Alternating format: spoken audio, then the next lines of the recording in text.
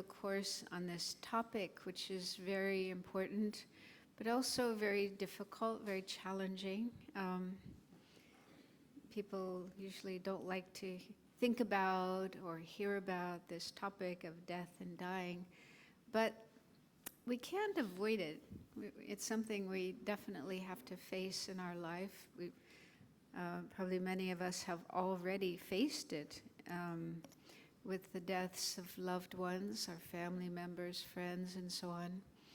And in Buddhism, there's a lot of really helpful, practical advice on how to deal with this topic and overcome fear and sadness and grief that we have with regard to this reality of life, and how to make the best use of it, and even learn from it and grow from it. So it doesn't have to be something terrible, something bad. Yeah. So let's start. We'll start with some prayers, and then just take a few minutes to settle down our minds and get into a good state, a positive state for what we are doing today and tomorrow. So the prayers, we start with refuge and bodhicitta. And while reciting the prayer of refuge and bodhicitta, if you can, imagine the Buddha in front of you. If you know how to visualize the Buddha, you can do that. Have a mental image, a mental picture of the Buddha in front of you. Or if that's difficult, you can just think of the Buddha images on the altar and try to feel they're not just images made of material like metal, but feel that they're the real Buddha, the actual Buddha with all his excellent qualities of wisdom, compassion, love, and being totally dedicated to helping each and every one of us and every other being throughout the universe. The Buddha's compassion extends to everyone, no matter whether they're Buddhist or not, no matter whether they are well behaved or they do awful things, terrible things. Because the Buddha can see we all have Buddha nature, meaning we all have the potential to change ourselves, transform ourselves, purify our minds, and attain enlightenment just like he did. So he's completely dedicated to helping everyone do that, and in that way become free of all suffering, all problems, like having to die and be reborn again and again, and also the very causes of suffering and problems, the afflictions, the obscurations in our mind. So Buddha's always there for us, supporting us, ready to help us in whatever way we need. So do try to feel confidence in the Buddha, that he's someone you can trust, rely on, and receive help from. So try to feel that while we are reciting these prayers. I go for refuge until I'm enlightened to the Buddha, the Dharma, and the Supreme Assembly. By my practice of giving and other perfections, may I become a Buddha to benefit all sentient beings. I go for refuge until I am enlightened to the Buddha, the Dharma, and the Supreme Assembly. By my practice of giving and other perfections, may I become a Buddha to benefit all sentient beings. I go for refuge until I'm enlightened to the Buddha, the Dharma, and the Supreme Assembly. By my practice of giving and other perfections, may I become a Buddha to benefit all sentient beings. Next is the prayer of the four immeasurables, where we continue expanding that mind of caring about others and wanting to help others. So we generate love, compassion, joy, and equanimity for all beings. May all sentient beings have happiness and the causes of happiness. May all sentient beings be free from suffering and the causes of suffering. May all sentient beings be inseparable from the happiness that is free from suffering. May all sentient beings abide in equanimity, free from attachment for friends and hatred for enemies. So to be able to develop our mind along the path and work towards enlightenment, we need to do certain things. And included in that are accumulating merit, positive energy, and purifying negative energy, like negative karma. So the 7-limb prayer contains 7 different practices for doing that, accumulating merit and purification. Reverently I prostrate with my body, speech, and mind. I present clouds of every type of offering, actual and imagined. I declare all my negative actions accumulated since beginningless time, and rejoice in the merit of all holy and ordinary beings.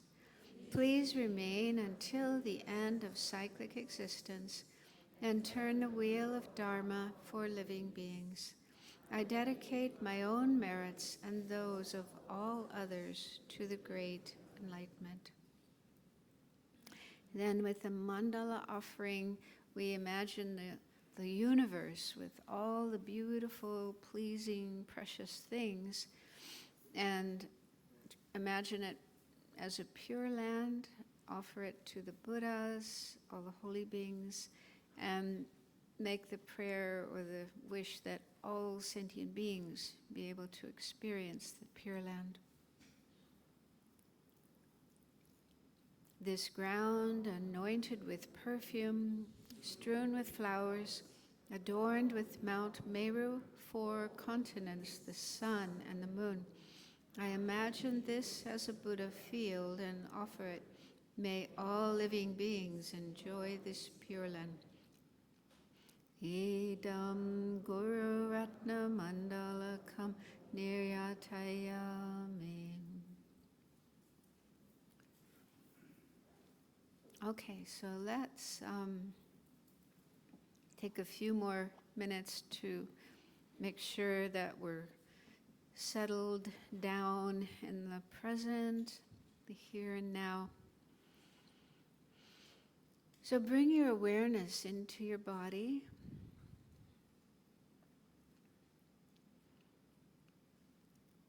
See if you notice if there's tension or tightness anywhere in your body, maybe in your shoulders, your neck, your back. And if you do notice any tension, see if you can let it go. You can say to yourself, just relax. Or imagine that the tension melts and then flows out of you and sinks into the earth below, disappearing.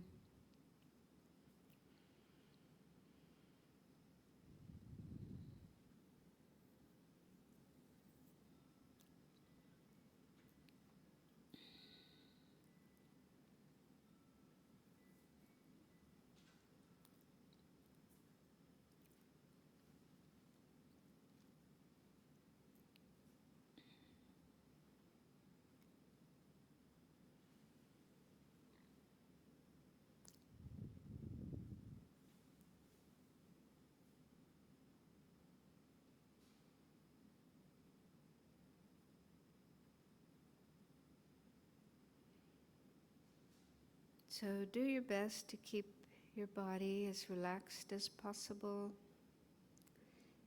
Also, to keep your mind relaxed. So what that means is try not to let your mind get caught up with thoughts of other places, like your home, your work, and so on, or other times like the past, which can also include this morning, things you did this morning before coming here, and the future, your plans for what you're going to do later, today, tomorrow, and so on.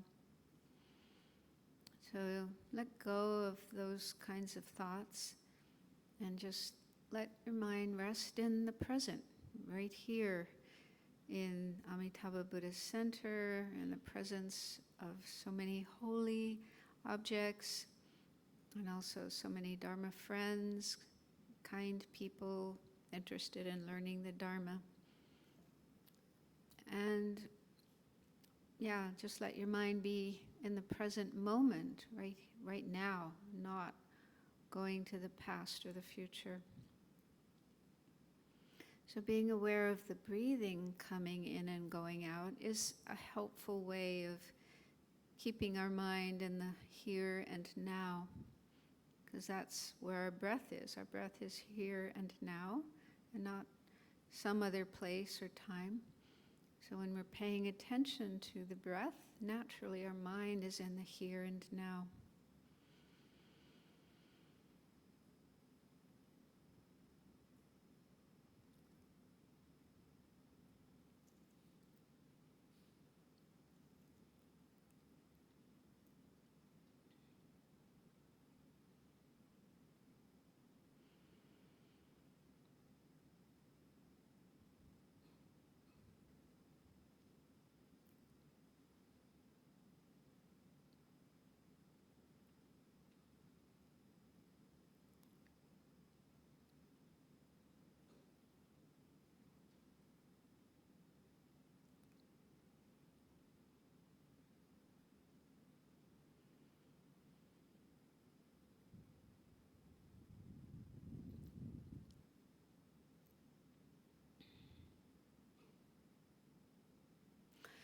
Now let's take a few more minutes to make sure we have a good motivation for being here.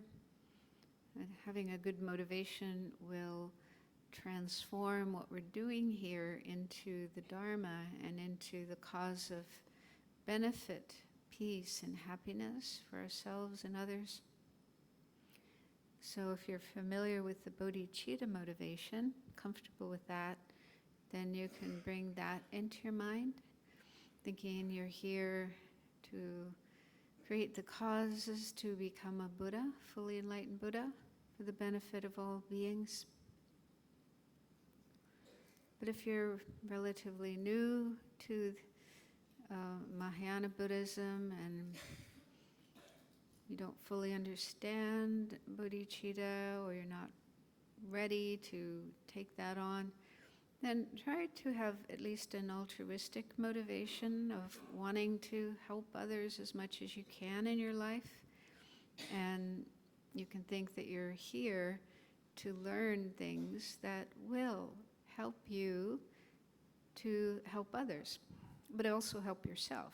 I mean, we do need to take care of ourselves, but it's also good to open our hearts and our minds to others and have the wish to benefit them as well. So see if you can make that your reason, your motivation for being here.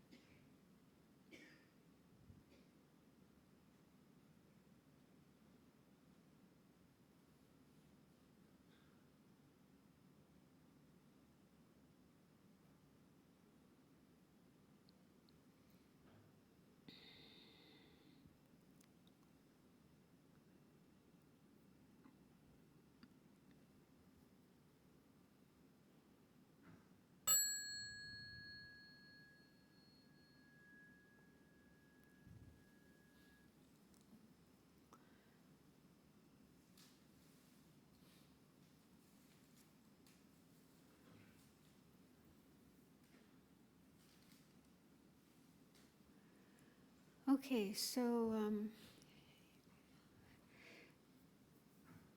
the title of this course is Peaceful Living, Peaceful Dying.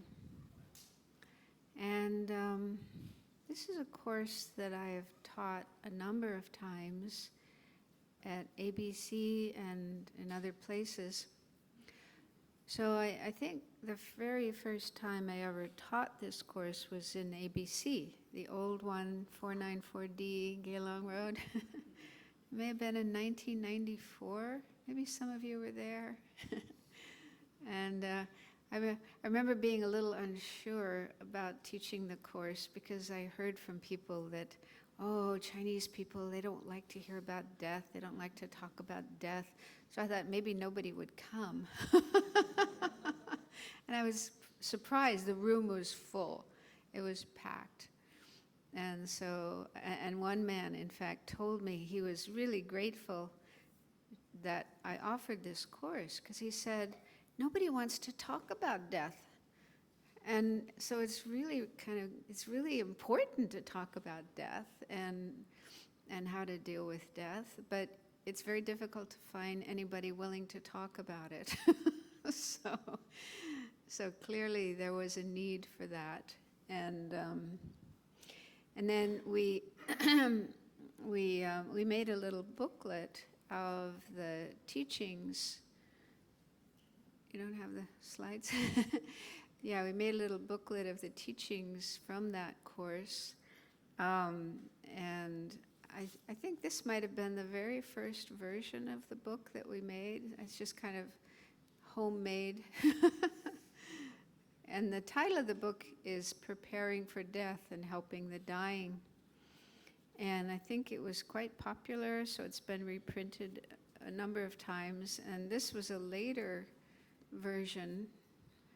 And then there's a more recent one with a green cover. I think there's some copies downstairs. Serene managed to find some copies. And I think it was also translated into Chinese, Pokasi. This one is printed by Pokasi, I think, yeah? Yeah. Yeah, so I think the book has reached many people. So there's some copies here if you don't have one and you would like to take one, but it's over there. Okay. But there's also an ebook, an organization called Buddha Net. I don't know, I think they're maybe based in Australia, but they have a lot of ebooks, Buddhist ebooks available. So you just have to Google the name of the book, Preparing for Death and Helping the Dying, and the ebook will come up and you can download it. So, and the next slide, there's another book that came out recently. There's actually a lot of books on this topic of death and dying from the Buddhist point of view. And this is one that came out a few years ago. It's called Mindfully Facing Disease and Death, a Compassionate Advice from Early Buddhist Texts by Bhikkhu Analio. So he's, I haven't met him, but he's German and studied in Sri Lanka. And he's quite extraordinary. He's quite a scholar and a prolific writer and translator, and it seems like he knows not only Pali but also Chinese and even Tibetan. He's translated some of the Chinese agamas. These are the Chinese version of the Pali canon, the Nikayas, but preserved in the Chinese tradition, and I don't think they've ever been translated before. So he's translating some of those. Anyway, so this book contains some material on the topic of sickness, pain, aging, death, and dying from early Buddhist scriptures. So it contains words of the Buddha, things that the Buddha himself said about those topics. And I think it's nice to be able to read the Buddha's own words about these topics, what the Buddha said. And if we have time during this weekend, I'll try to share some of these. I don't have a hard copy of this book. I just have a Kindle one. But I think it's probably available in Singapore if you're interested. So this year, I think I last taught this course here at ABC in 2016. And this year, we have somewhat limited time. We have only 3 sessions. Sometimes I have 4 or 5 sessions. This time we have just 3 because tomorrow afternoon there's a refuge ceremony. Some people are taking refuge. So we have just today and then tomorrow morning. So I'm going to have to sort of squeeze the material that I usually teach into 3 sessions. But you can get a copy of the book and also other books. There's also videos of the courses that I taught in the past, which were longer. So those, like on YouTube, I think you can find copies of those if you want to. Okay, so let's start by looking at some Buddhist perspectives about death and dying, since some of you may be somewhat new to Buddhism and are not fully knowledgeable about what Buddhism says about this topic of death and dying. And I think it's also helpful as we go through these to just check them against your own thoughts, your feelings, your experiences regarding these topics of death and dying, and just compare, oh, this is what Buddhism says, but this is what I heard from my parents, or what I learned growing up, or what I've been thinking about myself. So that way you can sort of maybe see more clearly thoughts that you yourself may have about these topics. And sometimes the thoughts that we have, the emotions that we have, are not realistic and not helpful. So it can help us recognize if we do have any unrealistic and unhelpful attitudes about death and dying that we can work on, we can change. It's always possible to change our attitudes. So first of all, Buddhism says that having a human life is very fortunate and precious. So there's this whole topic in the Lamrim called the precious human life. And basically that tells us that we're really fortunate to be human beings. There's lots of other beings just in this world, but also in the universe. And compared with other beings, we are fortunate to have a human body and a human mind, especially mind.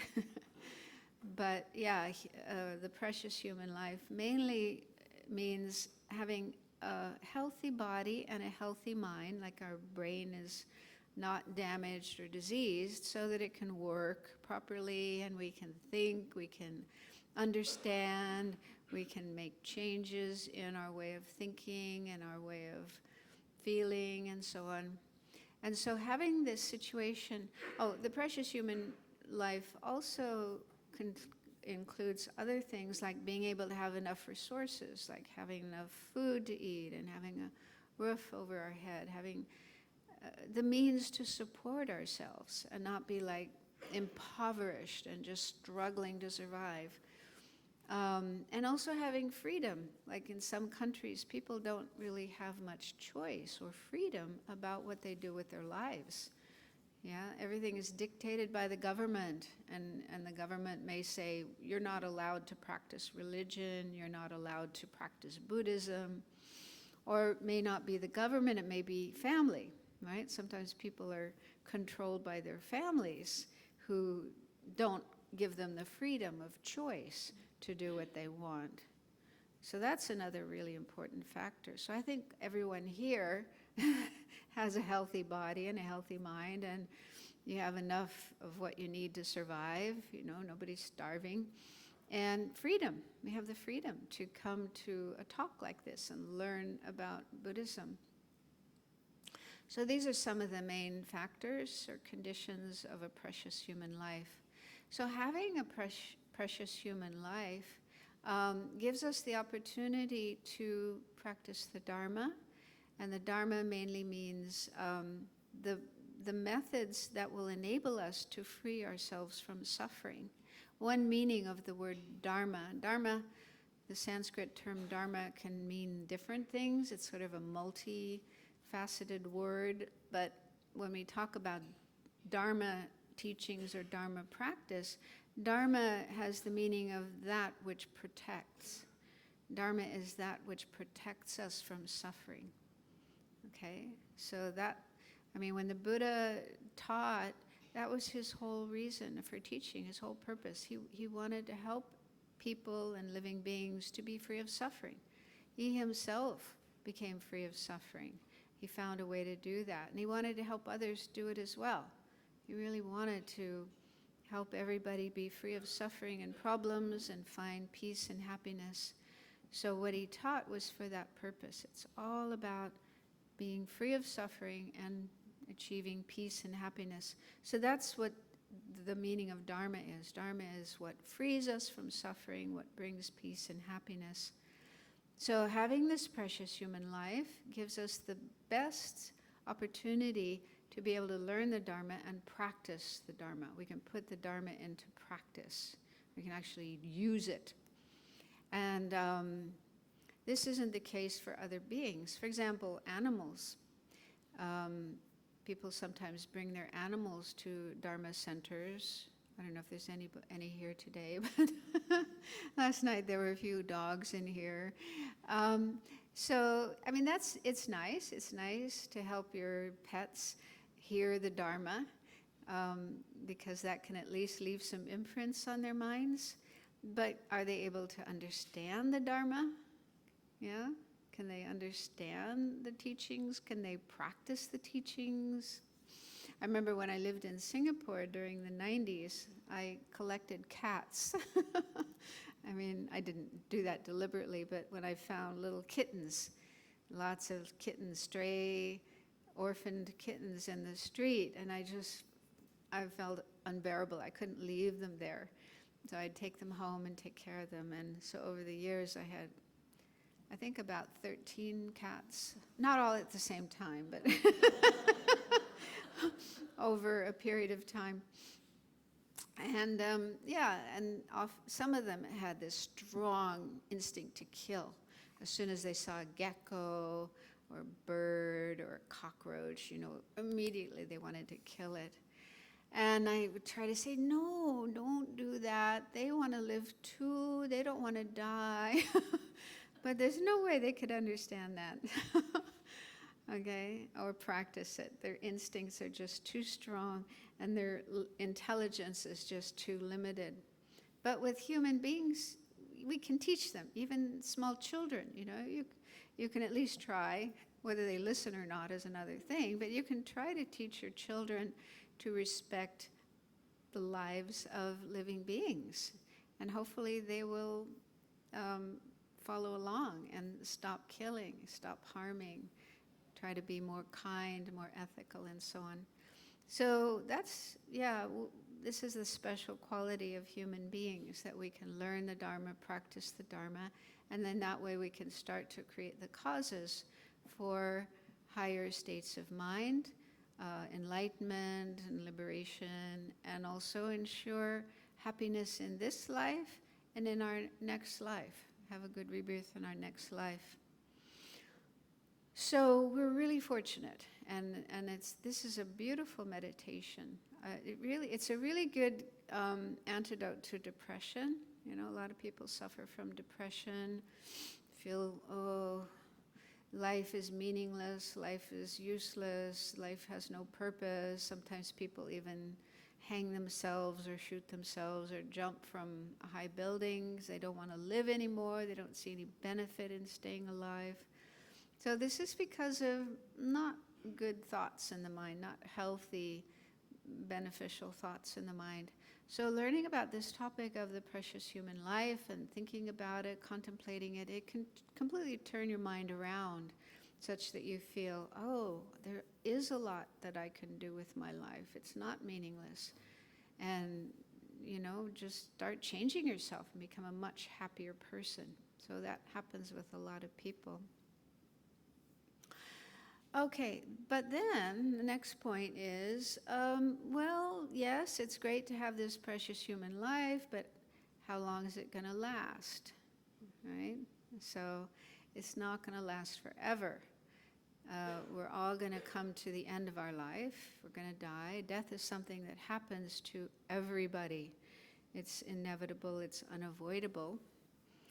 And as human beings, we might live to be 80 or 90 or 100. Some people live longer. Some people don't even live that long. Some people die when in their 20s or 30s or 40s, or even when they're still children. Yeah, so this precious human life isn't something that's going to last forever. And it's important to realize that, so that we realize, yeah, the amount of time we have is limited. And if we do have a limited amount of time, what is the most important thing to do with our life, right? It wouldn't be wise to frivol our time away, do things that aren't meaningful or beneficial, and then, before we know it, our life has come to an end. That wouldn't be wise. So we'll be looking at that point later, and how that thought of the inevitability, the certainty of death, can really give us a strong incentive to make good use of our life, make use of our time, and reduce things that aren't really helpful for us and for others, and do more things that are helpful for ourselves and others. Also, just the fact that death is something inevitable, something unavoidable, something that happens to everybody. I've heard some people, and even some religions, I've heard some religious teachers, the way they talk about death, it's like a failure. If you die, especially if you die before you're really old, you've done something wrong, right? You failed. And that is really tragic. That is really a wrong view, right? And it just increases suffering, right? Because then if somebody gets cancer when they're in their 30s or 40s or any time in their life, and they have that idea, oh, what did I do wrong? I'm really bad. I'm really horrible. There's something really wrong with me that I'm, dying so young. So, it's hard enough to face death, but then if you have that additional idea that, oh, I did something wrong, right? I'm bad. That's just increasing your suffering. Yeah? That's just making things worse. And from the Buddhist point of view, that is completely wrong. That is, the Buddha talked a lot about death and impermanence, and he said this is just a natural part of life. Just like trees and flowers and crops, they have their lifespan, they come into existence, they grow, and eventually they die and go out of existence. It's the same with people and other living beings. It's just the natural part of existence, that we are born, we live, we die, and it's not that we're bad or we did something wrong. I'll tell you a story to illustrate this. It was quite sad.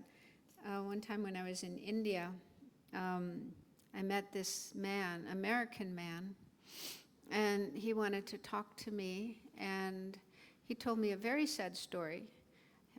He said that his wife had been involved in a Buddhist organization, and this group used chanting. I think it was the Namo Ho Karing. I don't know what's that chant that they use. Something at the Lotus Sutra, and this chant, and they're encouraged to chant for kind of things of this life, like success and money and health and so on. And so she was involved in that group, and then she got cancer, and was going through treatment for cancer. And some members from the group would come to the home and chant with her, and they encouraged her, chant, chant, chant, and then you'll get better. So she did. She chanted as much as she could, but she didn't get better. She got worse. Her cancer increased, worsened. And then when that happened, the members of the group stopped coming. They told her, "You're not chanting enough. You're not doing it enough," something like that. So they kind of abandoned her. And so she was left, without this support from her spiritual community, her Dharma community. And then she died. So this man was, he wasn't a Buddhist himself, so he asked, "Is this really the Buddhist view? That death is a failure? If you die, that means you're not practicing enough, you're not doing enough?" So I said, "No, that is not true. That is a distortion. Buddhism doesn't say that." So I just found that really sad that, she was abandoned by her spiritual friends at a time when she really needed help and support from them. And this man, who wasn't even a Buddhist, was left with a kind of skeptical view about Buddhism. So I hope that I was able to correct his misunderstanding and point out that, that is not the Buddhist view. Even the Buddha himself passed away, and everybody passes away. So we'll look more at that later as we go along. But I just wanted to make it clear that the Buddhist view is death is something normal and natural and not a failure or a sign that there's something wrong with you and you're bad. And then the third point is it's important to accept and be mindful of death. So, this is the real reason, the real purpose of looking at this topic of impermanence and death, and why the Buddha talked about it a lot and emphasized it, that we overcome fear, aversion, resistance to the whole notion of death and dying, so that we can be prepared for it, We can prepare ourselves for death. That's the real purpose of looking at this topic. And initially, of course, we probably feel uncomfortable and maybe fearful, and a lot of emotions can come up about it. But if we look at those, there are solutions, there are remedies we can use to work on those emotions and become free of them, overcome them, and become more comfortable, more accepting of this topic. And then the real purpose is to realize, okay, I'm not going to live forever. I've got a limited amount of time, and I really do want to use my time well, wisely, in a beneficial way. So I'll talk later about some of the things that we can do to be more prepared for death. There are lots of things we can at least start doing even today. And number 4 is that death isn't necessarily a bad experience.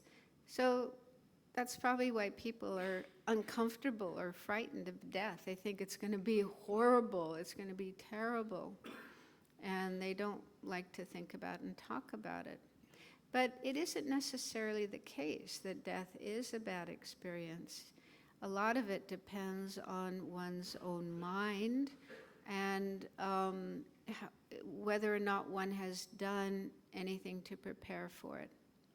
So it's actually said, and this isn't just in Buddhism, but it's also in the West, that the way we die is the way we live.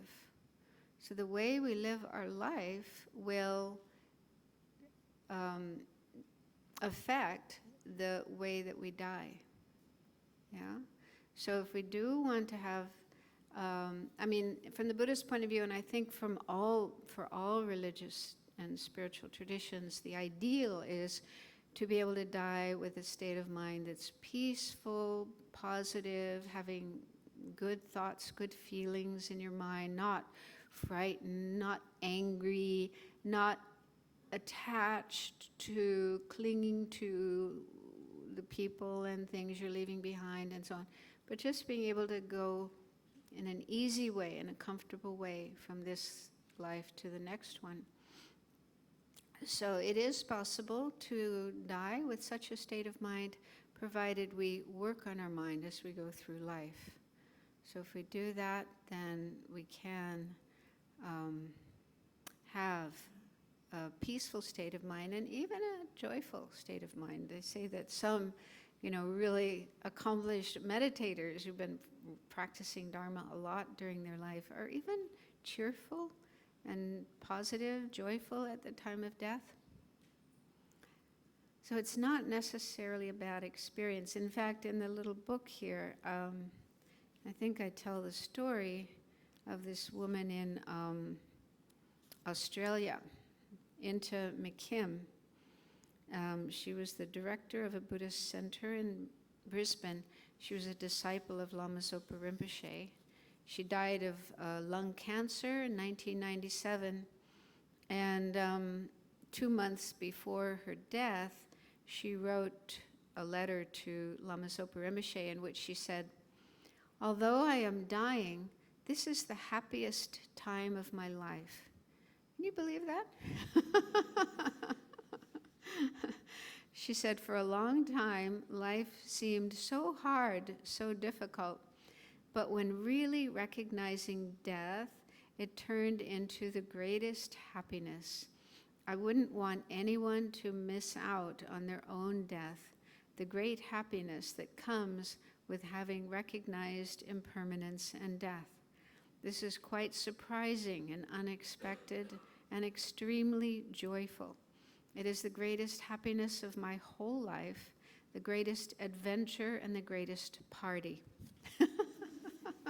So, she wasn't a monk or a nun, an ordinary, she was a psychologist, psychotherapist, I think, but very devoted. And so she used the last period of her life, the last 6 months or so, to really focus on her practice of Dharma, like doing a retreat, intensive retreat, to prepare herself for death. So I think that's why she was so happy, because she accepted, she wasn't fighting, resisting, frightened. She accepted that she was dying, and she was preparing herself by practicing as much Dharma as she could in preparation for death. And Dharma brings happiness. When we're really practicing the Dharma, then it brings a lot of joy, a lot of happiness.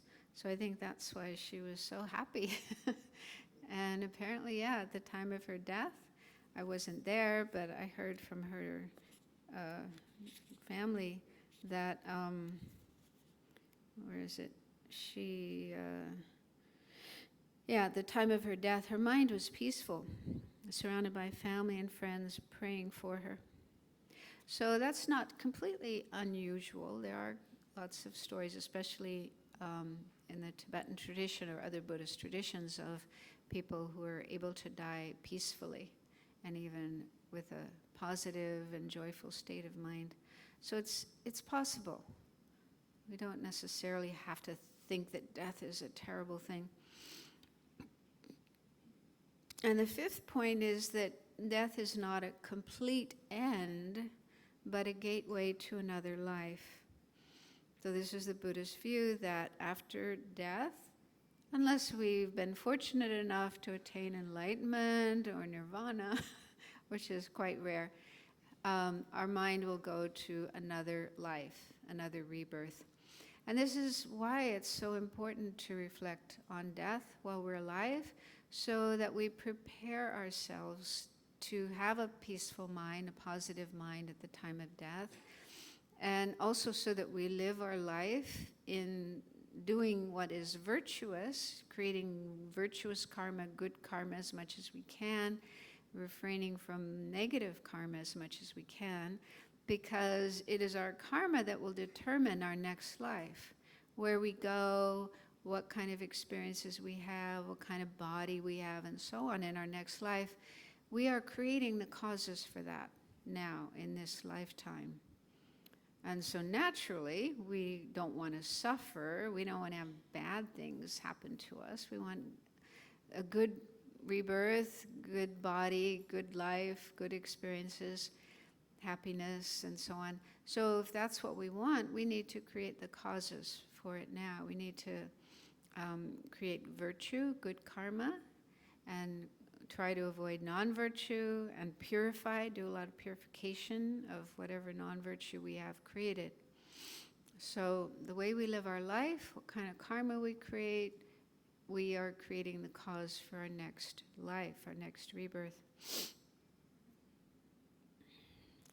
And then the sixth point is that we can become free of death and rebirth.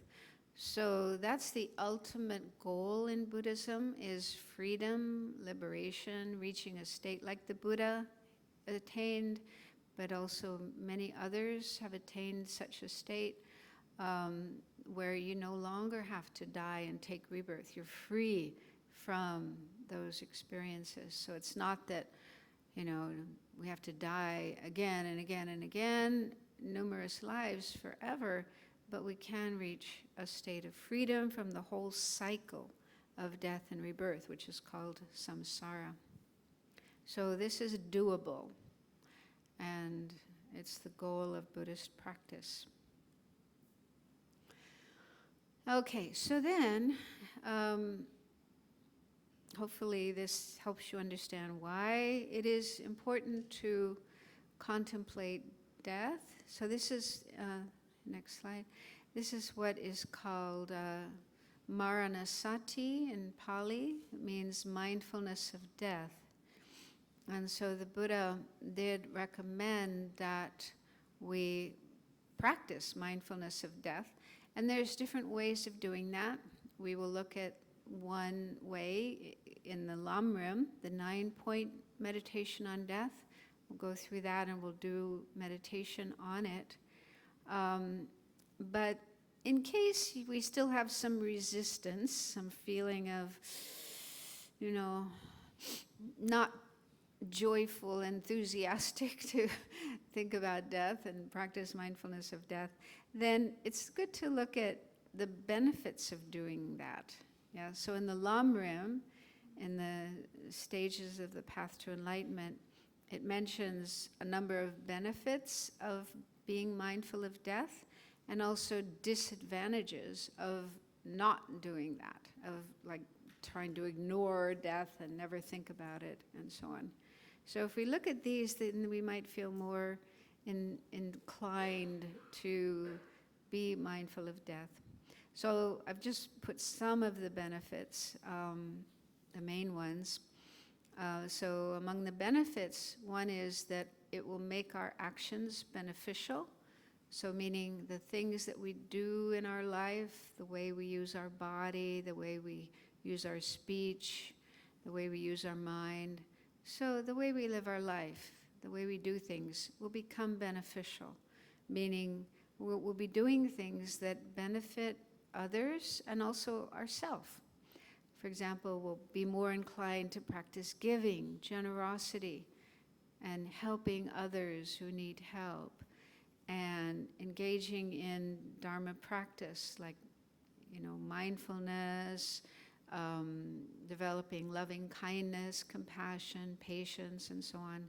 So, awareness of death will result in our life being transformed so that the things that we do are more beneficial, and we'll be less likely to do things that are harmful, that cause harm and suffering for ourselves and others. And then next point there is that your Dharma practice will be powerful. So, sometimes our energy to practice Dharma is kind of weak, limp. We don't really have a whole lot of energy. We may feel like, it's Saturday morning, and I think I'll stay in bed for another couple of hours instead of getting up and meditating or going to the teachings, yeah? So sometimes our energy can be a little bit weak and not very strong. But being more aware, more mindful of death will boost our energy. yeah?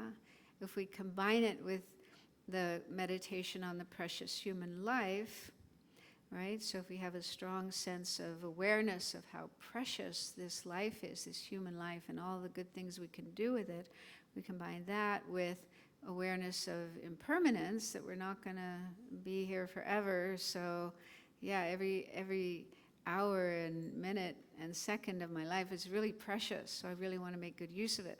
So that will give us a lot of energy to engage in Dharma practice, rather than be kind of lazy, limp, weak, and so on. And then next it says, you will die with a peaceful, happy mind, free of regrets.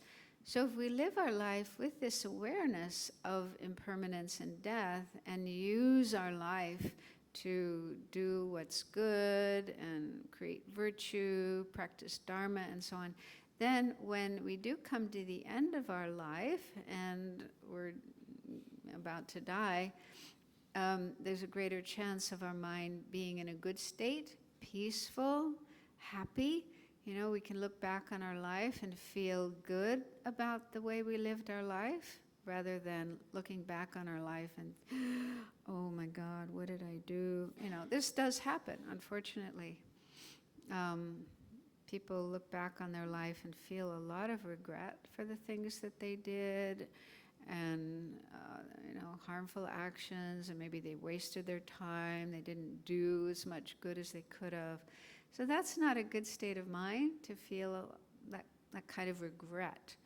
And it may be too late to do anything. Yeah, by that time it may be not possible to make up for the harmful things that you did. I mean, it's not impossible.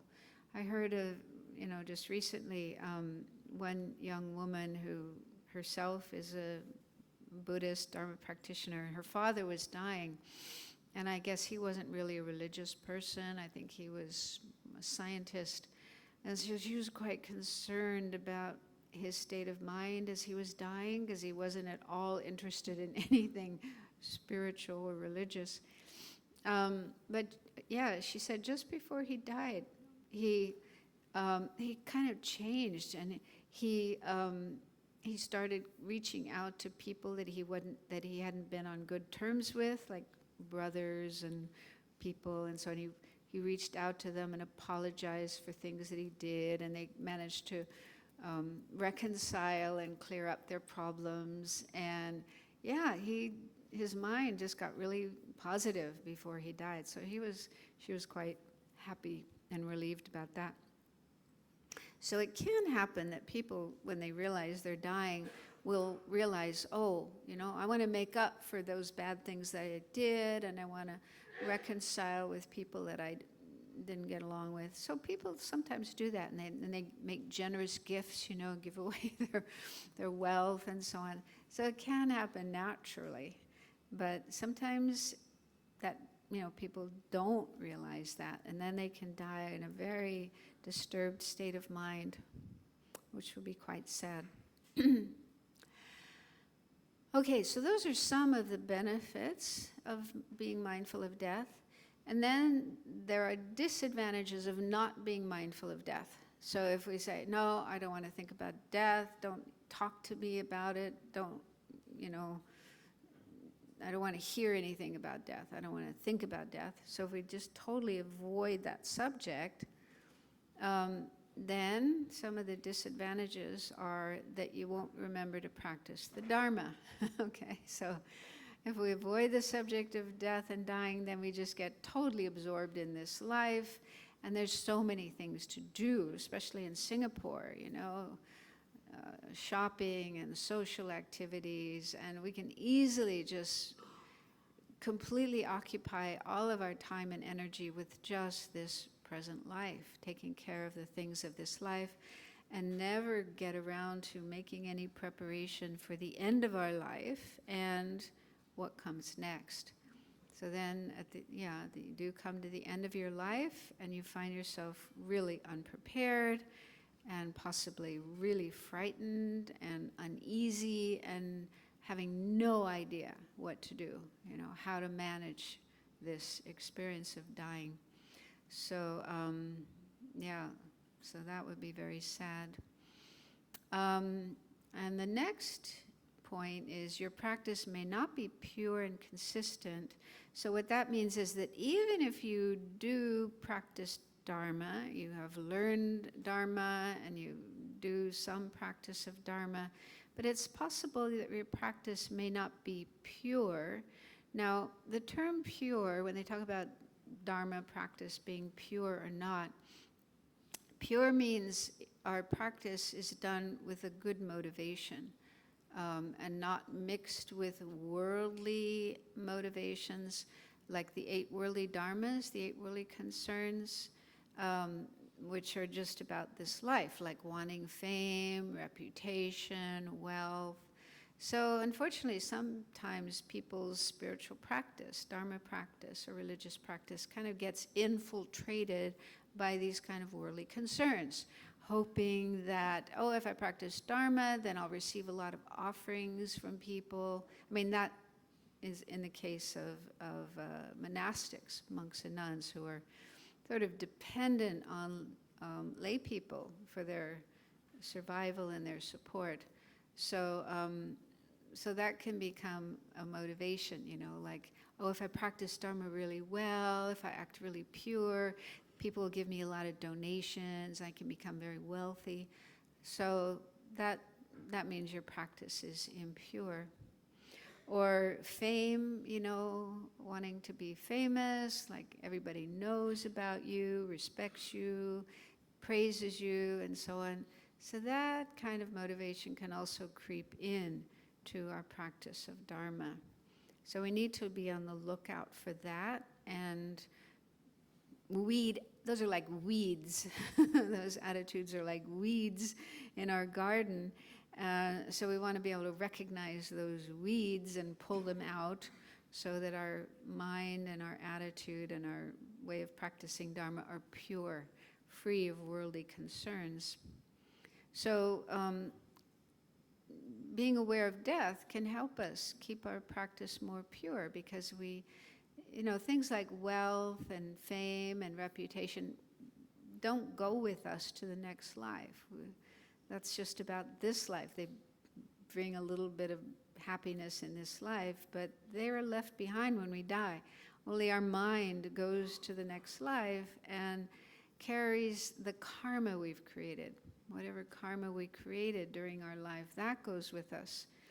And if we have created negative karma, like due to attachment, craving for wealth and so on, then that's not going to go well for the future. So mindfulness of impermanence and death will help us keep our practice pure, free of being polluted by the worldly concerns, and also consistent. So if we aren't mindful of death, then our practice might be inconsistent. We might have spurts of energy to practice, but then after a while, you know, we give it up. Then again, we get a spurt of energy and we practice for a while and then we give it up. So there's a lack of regularity, a lack of consistency in our practice, in our enthusiasm to practice. But again, if we are mindful of death and impermanence, then that's not likely to happen, because we'll realize, well, my time is limited. I don't have all the time in the world, so I better just keep practicing as much as I can. That doesn't mean pushing yourself. We do have to be careful to not overdo it. Sometimes people push themselves to stay up all night and not sleep and not eat. I mean, we do have to take care of our bodies and our health and practice in a reasonable way, in a balanced way, yeah? But regular practice is very important. Do at least some practice every day and don't just sort of leave it aside, give it up for a while. That's not helpful. And then the last point says, you may create a lot of negative karma and will die with regrets. So this is the worst thing that can happen if we don't think about death, if we just refuse to acknowledge the fact that we're going to die, then in our life we may create negative karma, act out attachment, anger, do non-virtuous actions, and if we do that, then at the end of our life we may have a mind of regret. We may look back on our life and feel, oh, I'm really sorry I did that, I shouldn't have done that. So a lot of disturbing, regretful thoughts that will make it hard to die with a peaceful state of mind. So hopefully by thinking about these and comparing these benefits of being mindful of death, disadvantages of not doing so, then this will give us some encouragement, enthusiasm to do this practice. So there's different ways to practice mindfulness of death, maranasati. So I'll share with you the way that's found in the Lamrim. It's called a 9-point meditation on death. So this is found in Lamrim text. And I was trying to find the source of it, where it came from, because I found that it's not only in the Gelugpa text, like Lama Tsongkhapa's text on the Lamrim, but also from other traditions, like the Kagyu tradition, the Gampopa's, what is it called? The Jewel Ornament of Liberation, which predates Lama Tsongkhapa by several centuries. So that's really one of the earliest books in the Tibetan tradition on the path to enlightenment. So it's in there. The 9-point meditation is in there. And it's also in the Nyingma tradition. There's a text, a book called The Words of My Perfect Teacher by Khadro Rinpoche. So that's also like a Lamrim text. So it's in there as well. So it seems to be in all the traditions of Tibetan Buddhism. And it seems like it came from Atisha. The origin of this practice is Atisha, but I also couldn't find it in any of his books, although they haven't all been translated. So Atisha was a great Indian master who came to Tibet in the 9th, 10th centuries. And yeah, it seems to have come from him, so I figure he probably either he put it together himself based on what he learned from his teachers, or it did actually originate from his teachers, from the Indian tradition. Anyway, wherever it came from, it's great. It's a really good meditation. So it's called a 9-point meditation on death. And so the way it works is there are what are called 3 roots. So these are like root points to meditate on. The 3 roots are, first, that death is definite, and the second, that the time of death is uncertain, and the third, that only Dharma can really help us at the time of death. So those are the 3 main points, and then each of them has 3 subpoints, what are called 3 reasons. So that's how we get 9 points. 3 times 3. And then there's also a conclusion for each of the 3 roots. So by meditating on each of the 3 roots, there's a conclusion that we hopefully will reach with regard to our practice. So I thought we could look at the first of these 3 roots today or this morning, and then do a little meditation on them. So the first root is that death is definite, and the 3 reasons are, first, that everyone has to die. So there we are encouraged to contemplate, like bring to mind cases of those who have already died. And one way you can do that is to think of your own experiences in life, like since you were born until now. surely there were people that you knew, people who may have been in your family or acquaintances, friends, teachers, neighbors in the place where you live, people you work with. So we probably all know a number of people who've been part of our life who have already died, who've already passed away. Okay? So to think about that, and then think, well, just as they passed away, it will happen to me. One day it will be my turn to go. Just as death happens to those other people, it will happen to me as well. And it's also recommended that we think back, like through human history. We all study history in school, and we learn about these famous people of the past. People who were leaders, kings, emperors, generals, presidents, prime ministers, and so on. So there's lots of people who were in really powerful positions of power. And sometimes they used their power in very beneficial ways. They did great things, beneficial things. Others used their power in really harmful ways, like they killed a lot of people, did some really awful things. But yeah, people who were in positions of power, even though they were so powerful, they had all that power, and lots of people running around doing whatever they said, but they weren't able to avoid death. They all had to die. So having that kind of power, worldly power, leadership and so on, doesn't protect you from death. You still have to die. And so that's quite powerful to think about.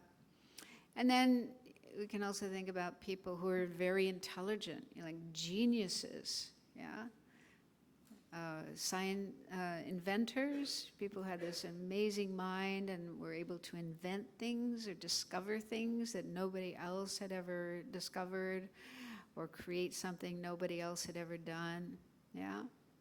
So people like that who had really amazing, brilliant minds, but then they died too. Even all that intelligence, that brilliance that they had in their mind wasn't able to protect them. They weren't able to figure out a way to avoid dying. Right? So they had to die too. And then there were people who were brilliant in other ways, like brilliant composers of music, or artists, or writers who wrote beautiful poetry, or plays, or novels, or whatever. So people like that we've read their books, or enjoyed their art, listened to their music, and so on. And then again, they passed away. And, in many cases, people like that passed away before finishing some work that they were working on. So we have unfinished symphonies, right? Huh? They didn't live long enough to finish. Maybe it was in their mind, but they didn't have the time to finish composing that piece of music. The same with works of art or architecture, yeah? Unfinished works of art, unfinished buildings or bridges. Yeah? The creator of that passed away before they were able to see the completion of that project that they were working on. Yeah? So that can be very powerful. Yeah? Also to help us realize that, yeah, we have lots of plans, and maybe some of you are artists yourself, and you may have all these ideas about things you want to do, things you want to create. But it's, just to realize it's not definite. It's not 100% certain that we will live long enough to see the completion of our plans and our projects. So anyway, that's what, that's the point there, is to just think about how, going back in time in human history, so many people, billions or maybe even trillions of people have already lived in this world. They were born and they lived, they did things, and then they died. And the same will happen to us. There's nobody, no human being, however intelligent they may have been, however powerful, however strong. There's also people who are really strong and physically able to run fast or lift weights or fight, or athletes, play soccer and so on. But even though physically they were really, really fit and able to do amazing things with their bodies, but they too had to die. Okay, that physical strength they had wasn't able to fight. They couldn't fight off death. So death is something that happens to everyone. So that's the point. And then to realize, well, I'm no exception. I can't avoid it. I can't escape it. It's going to happen to me too. And then the second reason is that our lifespan is always decreasing. So this has to do with time. That's why I put the hourglass there. That's a good kind of symbol of our lifespan. Our lifespan, we have a certain amount of time. We don't know how much time. Nobody can tell us. Even if you go to a fortune teller, right? They look at your palm or they look at your eyes. And now you can do that with Google. I tried it, When will I die? So there's actually something that comes up and they ask you all these questions like your age, the state of your health, how much exercise you do, whether you drink, smoke, and so on. And then it does a calculation and tells you, this is how much time you have. But, that's not definite, right? Because other things could come along, other factors could interfere. And it's not definite. We just really don't know. So we don't know how long we have, but what we do know is it's constantly, we're getting closer all the time, okay? Time doesn't stand still. So the amount of time we have is a bit like the sands, the grains of sand in the hourglass, and when you turn it, then they start running through continuously, right? Unless you put something in there to stop them, but yeah. So the time we have is continuously running out. And so it's like we are like moving towards death all the time. We're getting closer to the end of our life all the time. With every year that goes by, with every birthday that we celebrate, with every hour, every day, every hour, every minute, every second, how much time we have is decreasing, running out. And it's not possible to increase it. That's not completely true. In Tibetan tradition, they say there's certain practices you can do for long life. You may have heard like white Tara practice. There's actually 3 deities, White Tara, Amitayas, and Ushnisha Vijaya. Those are the 3 long life deities. And yeah, it's said that if you do those practices, you can clear away obstacles to your life and extend your life, but not indefinitely, not forever. Nobody can, extend their lifespan forever. But yeah, we can sometimes clear away obstacles. There was a year, I can't remember what year it was, but maybe back in the early 2000s, I got this email from Lama Zopa Rinpoche, just out of the blue. I hadn't written to him. He sent me this email and he said, "You have life obstacles." And then he gave me a list of practices to do. White Tara, reciting a certain number of White Tara mantras, making some tsatsas, images of White Tara, and I forget what the other things were. So I was very grateful. I was really happy that I had that opportunity to do those practices. So I did a retreat and I did all the practices he advised me to do, and I'm still here. So, yeah, very grateful that Rinpoche, I don't know how he just realized that I had life obstacles, but anyway, I was very grateful that he sent that advice. So it shows that, yeah, sometimes it is possible to clear away obstacles and live longer, but yeah, definitely, death is going to happen at some point. Then number 3 is we have a limited amount of time for spiritual practice.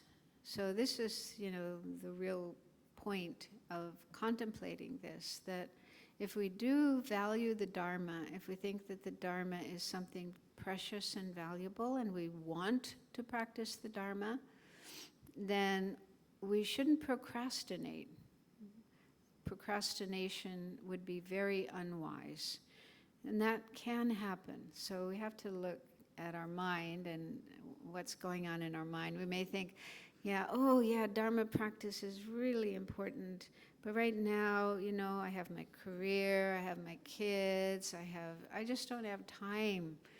So when I'm older and I retire and the kids have grown up and moved out, then I'll get serious about Dharma practice. Then I'll really practice. Is that wise? I mean, you can think, right now I have a limited amount of time. I don't have as much time as I would like to, but I can still do some Dharma practice. Yeah, we can always do some practice of Dharma, even if you're still in the middle of your career, developing your career, paying your mortgage and so on, raising your kids. There's still things we can do to practice Dharma. So we shouldn't just completely put it off to the future. We should at least start doing some Dharma practice now. Even just 5 minutes a day, Lama Yeshe used to say that. Even just 5 minutes of meditation is good, is something. And there's other practices we can do without having to meditate. For example, ethics, the practice of ethics, taking precepts, and training ourselves to not kill, to not steal, to not lie, just living our life in accordance with Buddhist ethics. So that's something you can do and continue raising your kids and developing your career and so on. And other practices, loving kindness, just trying to be kind to others as much as we can, and practice giving and so on. So there's always some things we can do starting now. And I'll go through recommended practices later, and hopefully you'll find at least one thing you can start doing now. So we don't have to completely put it off to some time in the future, given that it's possible death could happen before we get to that point in time in our life. So if we contemplate these points well, the conclusion we hopefully will reach is, I must practice Dharma. I really do need to start practicing Dharma now. So let's do some meditation on these to deepen our understanding of them. You've already been sitting almost an hour and a half, so if you want to stand up, stretch your legs so that you can be more comfortable during the meditation, and do so.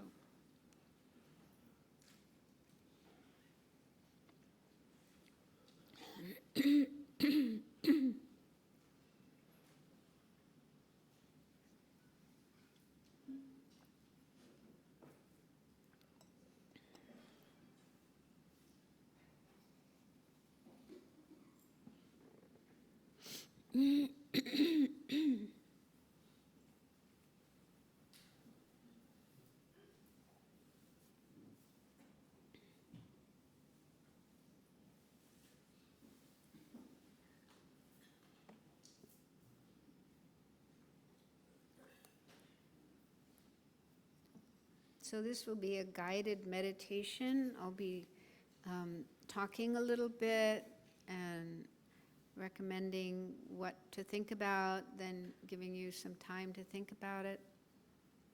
So we still need to have concentration as much as possible during an analytical meditation like this.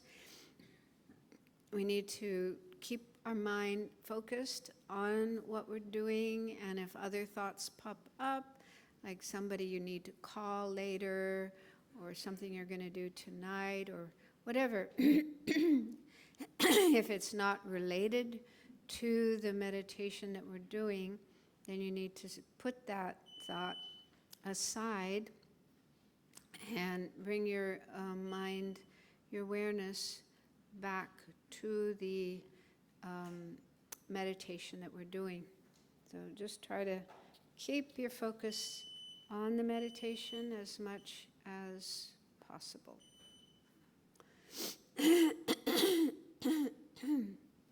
Okay, so make yourselves comfortable.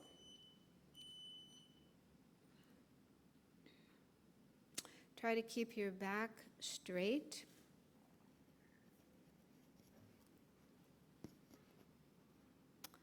But still relaxed, not tight or tense.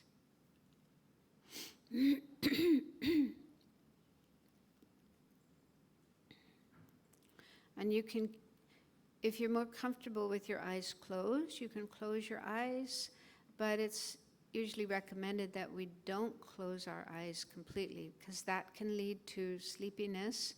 So it's good to keep the eyes open a little bit, looking down onto your lap or whatever's in front of you, the floor. And then just try to avoid being distracted by anything that comes into your field of vision.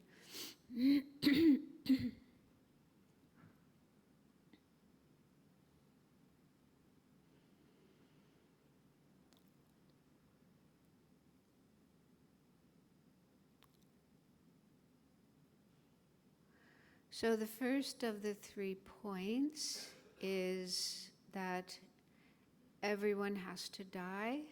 Death is something that happens to everyone, every human being. Also, other beings like animals, they have to die too. So whoever is born will have to die. Birth is the cause of death.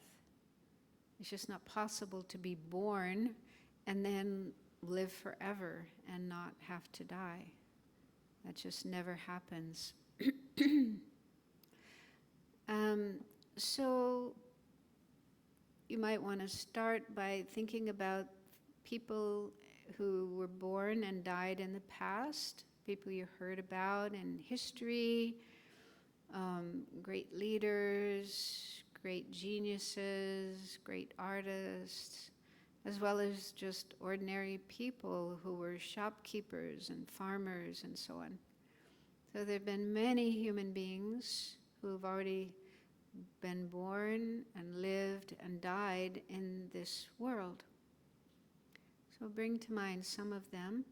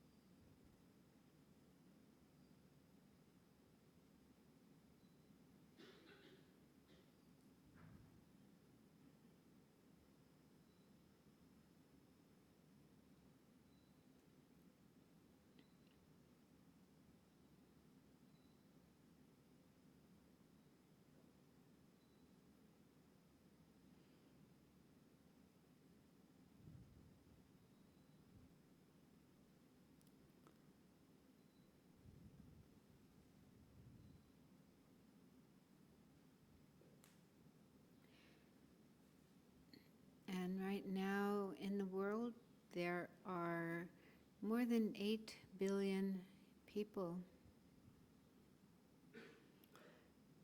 But every single one of these people will die one day. In about 100 years from now, the vast majority of human beings in the world now will be gone, with the exception of a few small children, babies, infants who manage to live beyond 100 years. They might still be alive. But the rest of us, the majority of us, will have passed away.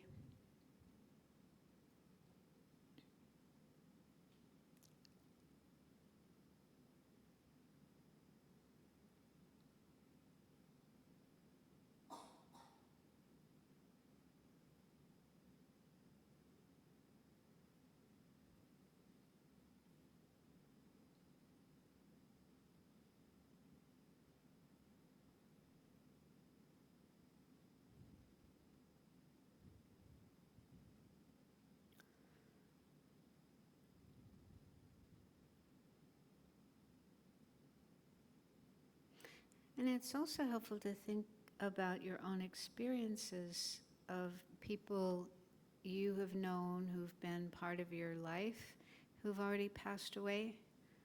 So that would include family members, friends, schoolmates, teachers, people you worked with, neighbors. So bring to mind some of those people. These are people you yourself knew and had interaction with, and they've already passed away. And try to get a sense that that will happen to me as well. One day it will be my turn.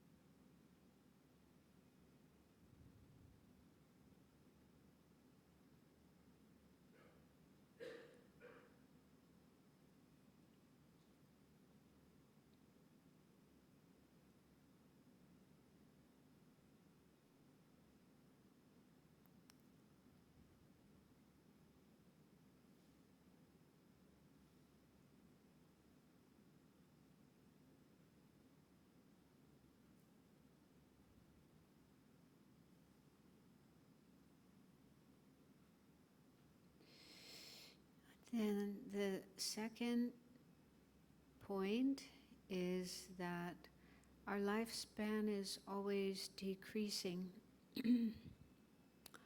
So time never stops or stands still. It's constantly passing. So as we're sitting here, seconds are passing, turning into minutes. Then as minutes pass, they become hours. As hours pass, they become a day. And then as the days pass, they become weeks, months, years. This is happening continuously, and there's no way we can stop it. And as time is passing, we are getting closer to the end of our life. It's almost as if we're on a journey, on a train, moving continuously, never stopping, and we can't get off. And this train is heading towards the end of our life, towards death. That's the destination of this journey, this train journey we're on. So try to get a feeling for that. It's not easy, and we don't feel comfortable about that, but we can get familiar with it, get used to it, and come to accept it. But it's the reality, it's the truth, it's what's happening.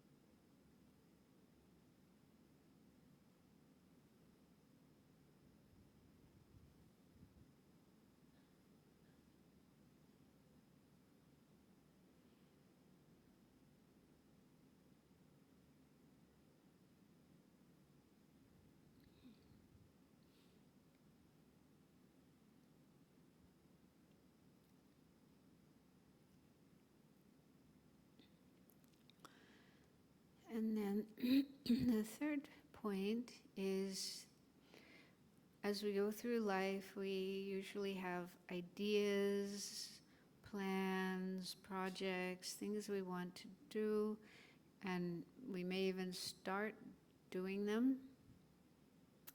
And we may have the idea that we'll live long enough to complete them, but that doesn't always happen. People do sometimes die before they're able to carry out their ideas and plans and projects.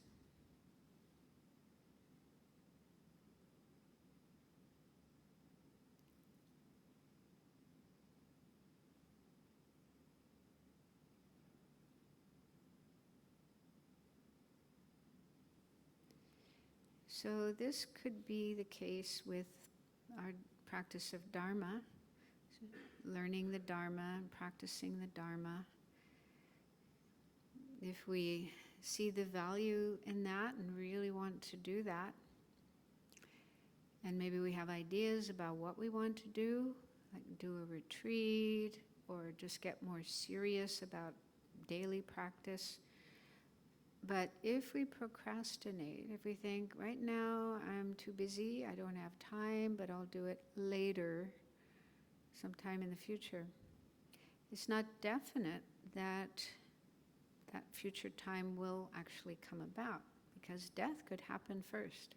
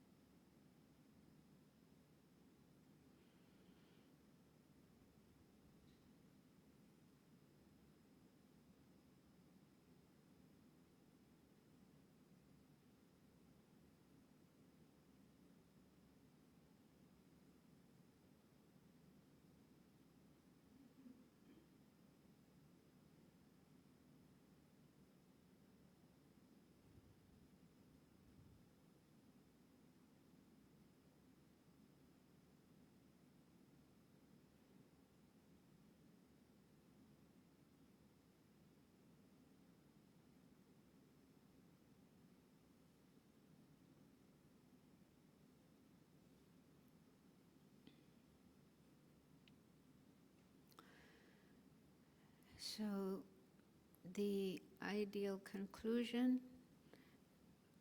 from contemplating these points is I really need to engage in Dharma practice. I really make sure that I do some Dharma practice in this life while I still have time.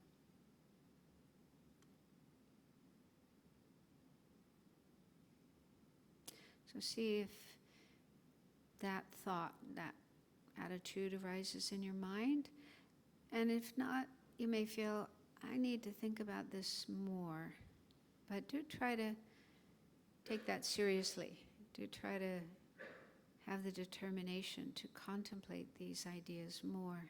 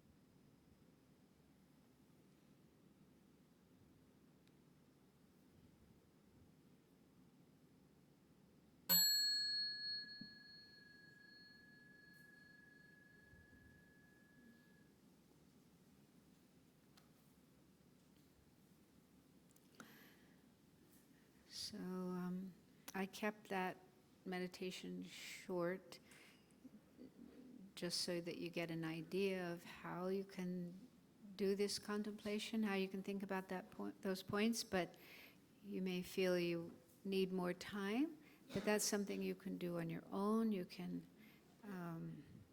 in your own time, spend as much or a little time as you need to contemplate these different points and try to get a strong awareness of them and reach that conclusion about how important it is to do the practice of Dharma. And when doing meditation on death, it's possible that fear can come up. We may experience fear. And there's some things we can do about fear that can help us to not be overwhelmed by it. Just know that fear is a state of mind. It's just something in the mind. It's not permanent, but it comes and goes. So just remind yourself of that it's impermanent. It's here now, but it'll pass. So that can be helpful.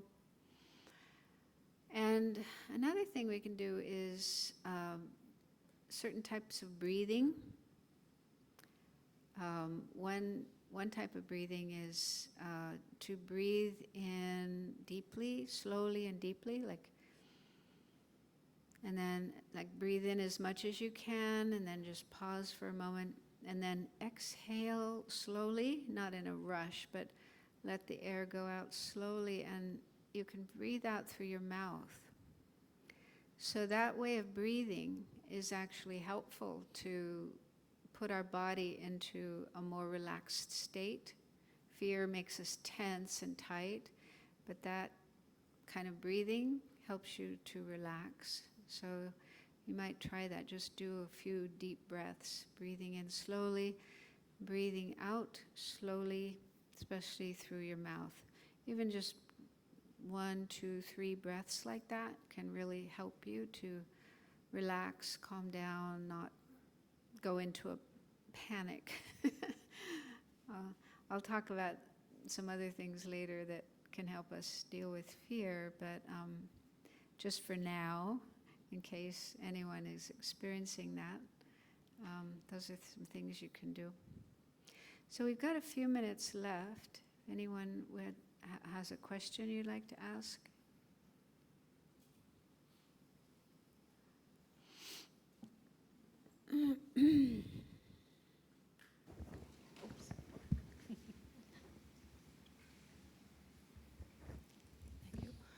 Morning, Venerable. I have a question that I seek your advice is how to prepare or talk to a sick patient who have a dementia about death. Because I guess is that if they are not a Buddhist, then they may have the fear, like what you have mentioned. Thank you. Did you say dementia? I mean, it's a Parkinson patient with dementia. How do we talk to him about death? Yeah. I mean, I don't really have much experience with people suffering from dementia, but I guess there's different degrees of it. But I would think that if it's really serious dementia, their awareness of what's going on is quite limited. So I'm not sure if you would be able to actually communicate with them and be understood by them. So yeah, I don't really know, because I mean what we're talking about here, these different ideas about preparing for death, I think it is important to have a clear mind, a mind that's able to understand things clearly and correctly. And I'm just not sure if someone's suffering from dementia, unless it's just the very early stages of dementia, that they would be you would actually be able to have such a conversation with them. Has anyone tried doing that? I don't have experience that I can share, but maybe some of you have. No?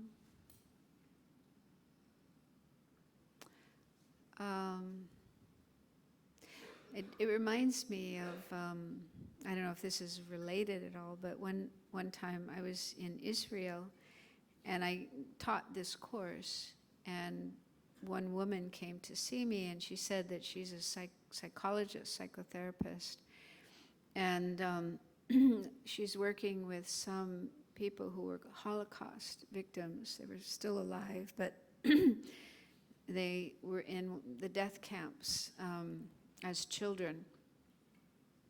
And so they had really horrific experiences in the early part of their life, such as just seeing a lot of death and facing death on a daily basis. And she said, these people have that now they're quite old. I mean, that was many years ago. Now they're probably already passed away, but they were reaching a very, mature age in life, getting closer to the end of their life. And it was actually the government who felt it was important to offer them therapeutic help, psychological help. But her experience was that they don't want to talk about death. They don't want to hear about death. For them, death, it just brings up all the horrible experiences they had as children in the death camps. And so she was wondering what to do with people like that, how to help them face death when they just don't want to know about it. And I really didn't know what to say, because I don't have that experience of being with people. But I mean, you can't really force it on people. If there are people who have a strong fear of death, a strong resistance to the topic of death, and really don't want to hear about it, really don't want to talk about it, it seems almost uncompassionate to try to force it on them. Yeah? So, I mean, you could sort of gently bring the topic up and see how they respond, see how they react, but just be sensitive to the fact that they may not be able to, or they may not be willing to go there. So I think you have to take each person, each case individually, and just see how it goes. And there was a book I read. It was by a doctor in Canada who'd had like 25 years of experience working with death, because a lot of people die in hospitals. And he mentioned that, there are some patients who don't want to hear about death, don't want to talk about death.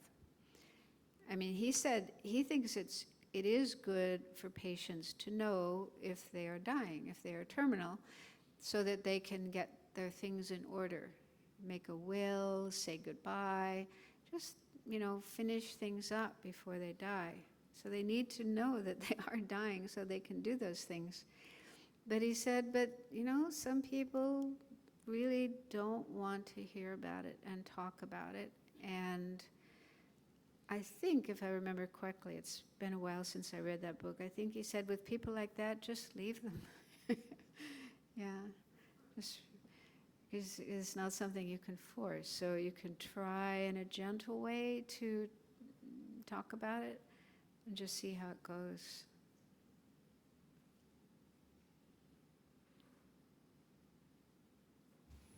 Cindy? Oh. Okay.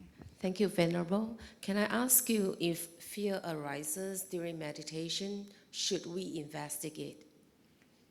Yeah, that's a good thing. It's good to investigate fear and try to understand what it is we're afraid of, because that can sometimes help us to deal with the fear. Like, if fear comes up and you step back and say, what is this about? Why am I afraid? And then you might notice, I think I'm going to have a horrible death. It's going to be horrible and painful. Then you can say, no, not necessarily. It may not be like that. So you can kind of, by investigating the fear, you can have sort of an internal conversation with the fear, and you might be able to dispel it and overcome it. So I think it is helpful to investigate it.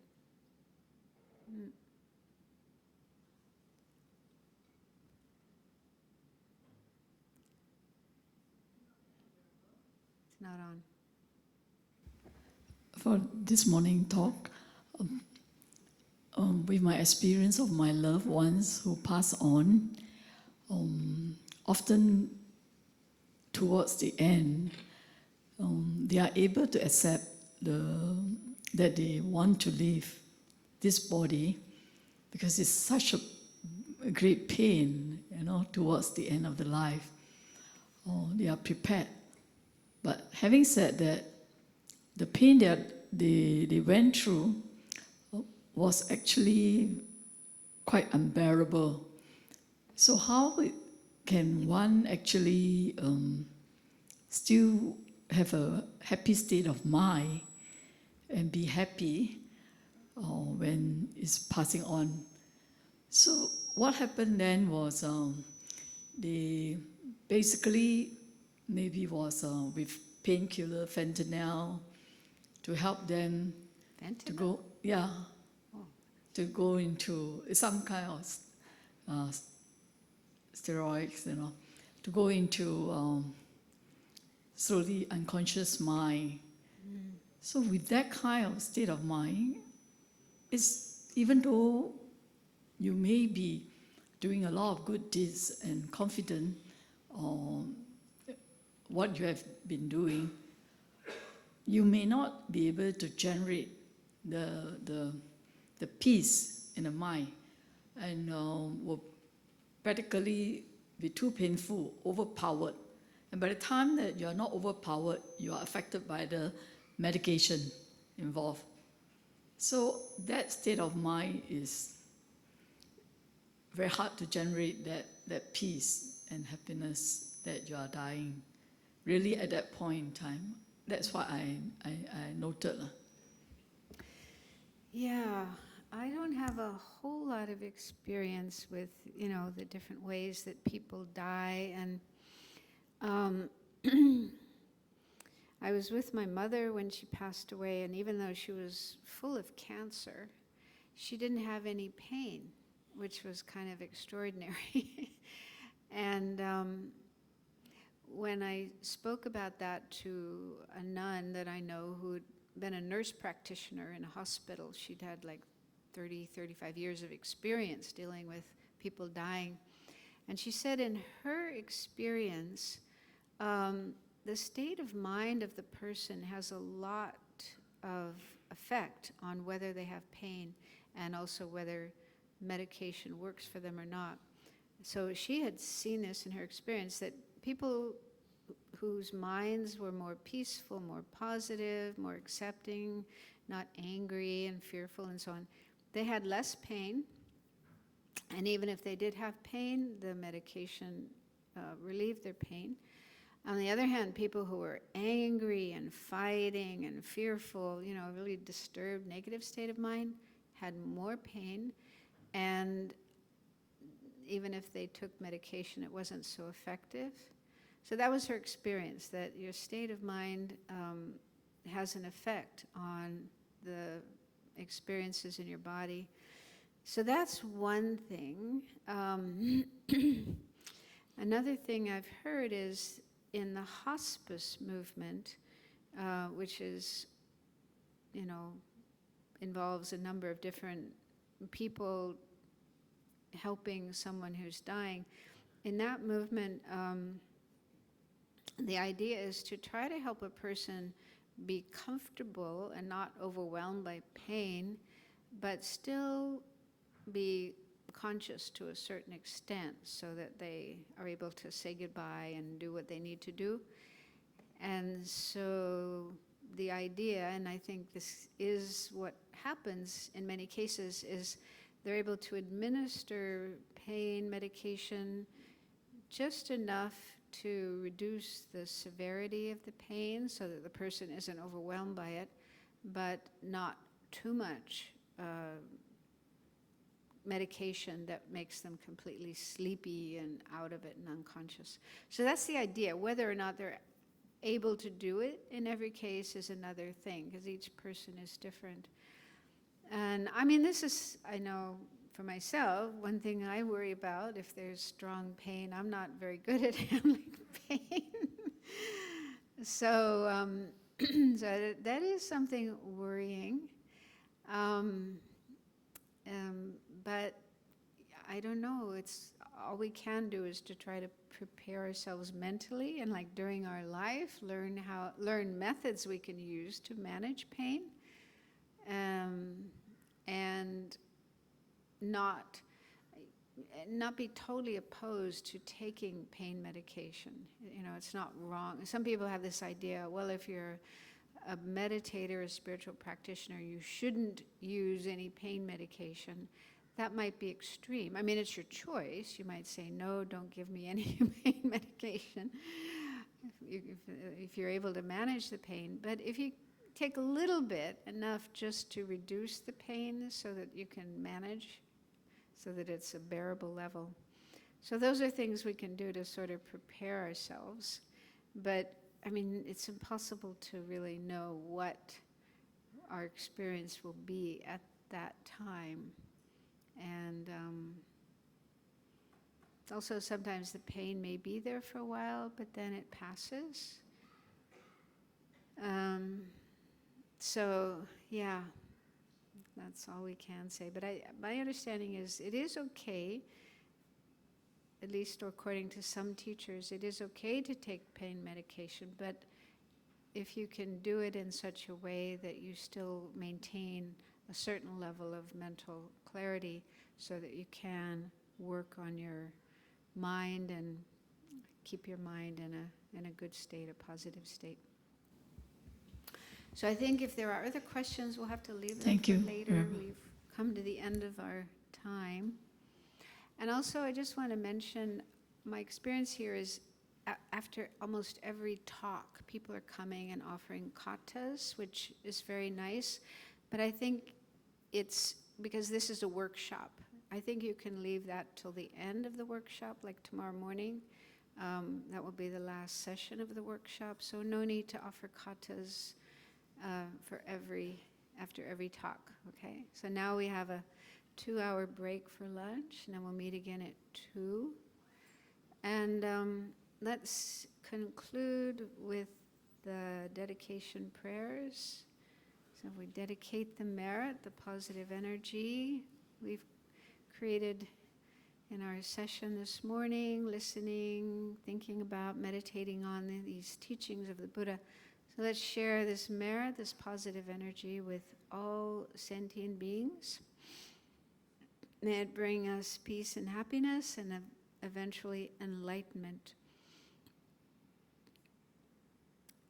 Due to the merits of these virtuous actions, may I quickly attain the state of a Guru Buddha and lead all living beings without exception into that enlightened state. May the supreme jewel, bodhicitta, that has not arisen, arise and grow, and may that which has arisen not diminish, but increase more and more.